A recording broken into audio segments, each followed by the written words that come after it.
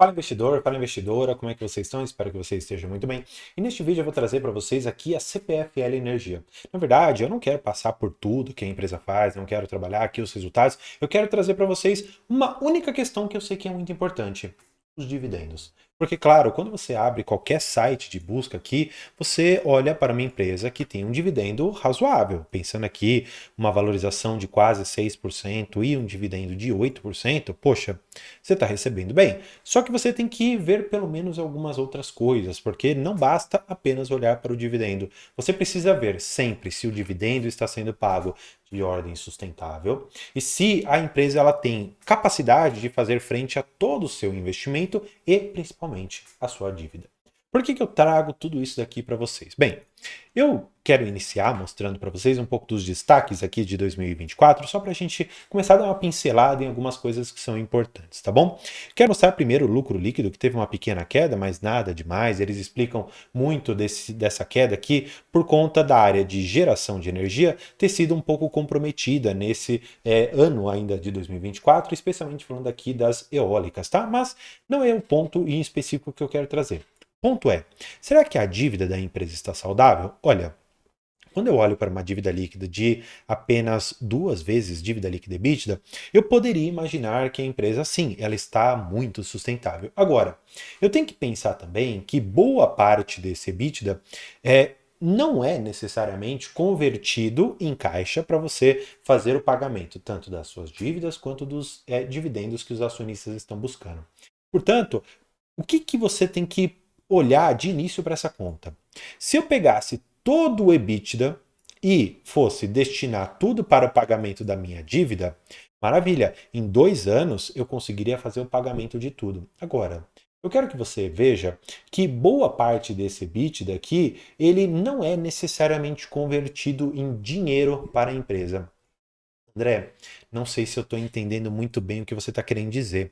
Bem, existe uma conta que ela não é difícil de fazer, tá? Mas eu preciso mostrar para vocês como que ela é feita. Chama-se de fluxo de caixa livre. Como que a gente consegue entender isso daqui? O fluxo de caixa livre é basicamente todo o dinheiro que sobraria para a empresa para ela pagar as suas dívidas, para ela pagar dividendos, para ela fazer recompra de ações. Tudo isso ela pode fazer com o dinheiro que tem do fluxo de caixa livre. Como que a gente faz essa conta? Essa conta é bem simples. Você vai pegar o fluxo de caixa operacional e você vai retirar dois itens, o CAPEX e você vai tirar o OPEX. O que são essas duas coisas? CAPEX são investimentos que a empresa faz para ampliar, por exemplo, ali a sua linha de distribuição, de transmissão, ou até mesmo aumentar ou melhorar uma geradora de energia. E o OPEX são as despesas operacionais, para você, por exemplo, fazer a manutenção numa usina hidrelétrica, para você trocar os fios ali de uma distribuidora, para você melhorar ali um pouco da estabilidade da linha de transmissão. Tudo isso são investimentos de ordem muito mais operacional do que de crescimento. Então, você tem que retirar isso daqui para você ver finalmente qual que é o fluxo de caixa livre, ou seja, o dinheiro que a empresa vai gerar e que vai entrar no bolso como algo que ela pode decidir. Ela faz o que ela quiser. Ela paga os seus financiamentos, ela paga dividendos, recompra ações, pode fazer tudo isso. E para isso é muito simples. O que a gente tem que fazer? O fluxo de caixa operacional, que eu mostrei para vocês, então a gente pode até utilizar a calculadora, que ficou em 2.834.316. E depois nós precisamos ir para o fluxo de caixa de investimentos, tá bom? Vamos lá. Fluxo de caixa de investimentos.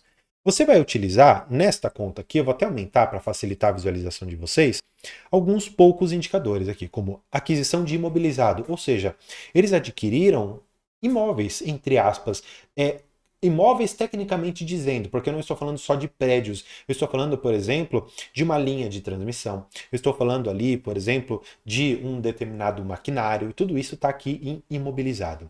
Além disso, você tem adição de ativo contratual. André, o que é isso? Bem, você precisa saber que alguns tipos de investimentos dentro do setor elétrico, depois que você faz esse investimento, a empresa não é a dona dele. Na verdade, quem é a dona é o governo.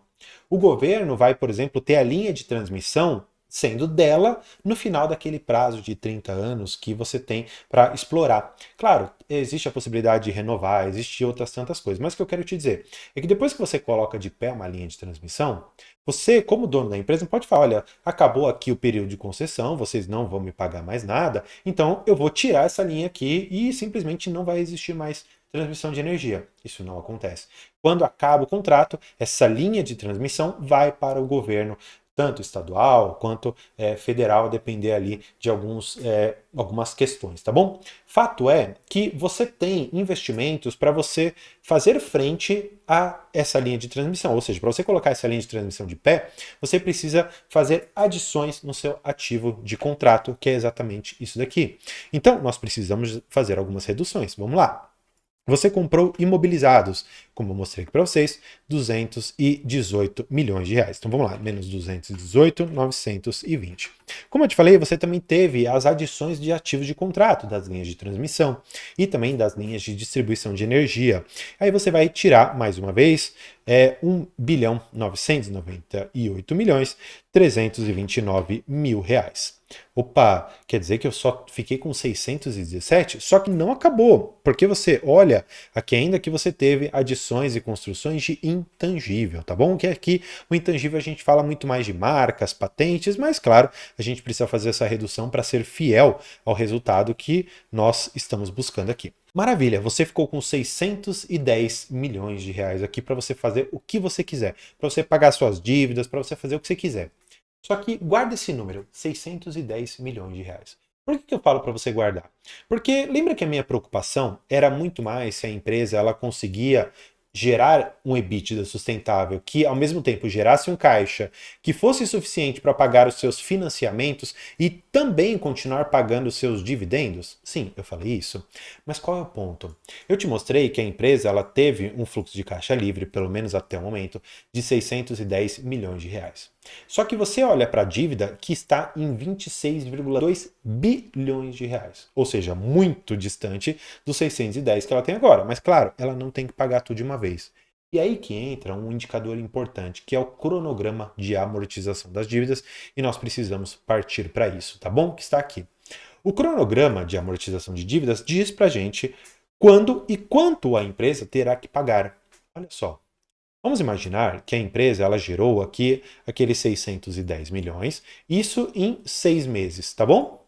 Se dobrarmos esse valor, ou seja, para até o final do ano, a empresa vai gerar aproximadamente 1 bilhão 220 milhões de reais. O que eu quero trazer com esse valor? Bem, esse valor de 1 bilhão e 200 até o final do ano, ele praticamente paga a dívida que ele tem aqui de 2024, que é de 1 bilhão e 500. Então, eu vou matar essa dívida aqui, mesmo que não seja em termos exatos.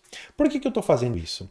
Porque eu quero te mostrar que esses outros quase 4 bilhões que ela tem em caixa, 3 bilhões e 900, eles apenas conseguirão pagar 2025, que tem aproximadamente aqui 4 bilhões de reais para serem pagos. Claro, eu não estou desconsiderando que em 2025 a empresa ela pode gerar outros 1,2 bi de caixa. Então, não quero dizer que o caixa vai acabar, mas que boa parte do caixa que ela tem hoje será consumido aqui em 2025. E qual que é o ponto? Quando nós chegarmos em 2026, a empresa terá aproximadamente aqui 7,9 bilhões de reais para serem pagos. E pensando que boa parte desse caixa e que do fluxo de caixa que a empresa tem para receber ainda em 2024 e 2025 serão quase que inteiramente consumidos para pagamento dessa dívida, o que será que vai acontecer aqui em 2026? Bem, eu estou trazendo tudo isso para mostrar para vocês o seguinte, que a empresa ela está no momento que hoje é muito positivo, porque ela tem pouca dívida para pagar. Agora, pensando lá no futuro que está praticamente batendo as portas, 2026, pensando que esses dividendos na ordem de 8, 10, 12%, como ela já chegou a pagar, muito provavelmente não vão se sustentar à medida que esse financiamento, essa dívida grande de quase 8 bilhões está chegando, o que pode acontecer? Bem, fechar as torneiras e então não pagar mais nada de dividendos, pelo menos até essa situação de caixa que eu mostrei para vocês, ela ficar um pouco mais tranquila. O que eu acho que a empresa pode fazer? Porque eu também não quero só vender um susto para vocês, eu quero mostrar mais. a empresa ela pode fazer o seguinte, uma rolagem de dívida. Ela fala, opa, eu tenho 8 bilhões aqui para pagar. Vamos fazer o seguinte, eu estou te pagando isso daqui com CDI mais um. Vamos fazer o seguinte, vamos jogar CDI mais 1,5, só que ao invés de eu pagar esses 8 agora, eu vou pagar esse valor aqui em 5, 6 anos. Muitas pessoas aceitam fazer isso por conta de um risco de crédito baixo que esse tipo de empresa tem. Mas, para o acionista, isso é muito bom, porque tira da empresa aquele nó que está preso na garganta e que pode, a depender de quão forte for puxado, dar um baita de um estrangulamento e trazer uma situação muito complicada. Portanto, olhando para o que a empresa está gerando de caixa hoje, olhando para o EBITDA da empresa, me parece que ela não vai ter grandes problemas, mas já quero adiantar, é muito pouco provável que a empresa, considerando esse cenário que eu trago, continue pagando esses altos dividendos. Agora, quero que você deixe aqui embaixo. Você tem CPFL na sua carteira? Eu já gostaria de ter na minha, só que lá atrás, quando ela pagou bons dividendos e subiu muito. Hoje em dia, por conta desse estudo que eu fiz, ficou fora da minha lista, pelo menos até eu vislumbrar uma situação melhor para ela. Tá bom? Vou deixar aqui um vídeo para você continuar seus estudos e nossa área de membros para você conhecer um pouco mais os benefícios. Espero que tenha gostado. Por hoje é isso e tchau!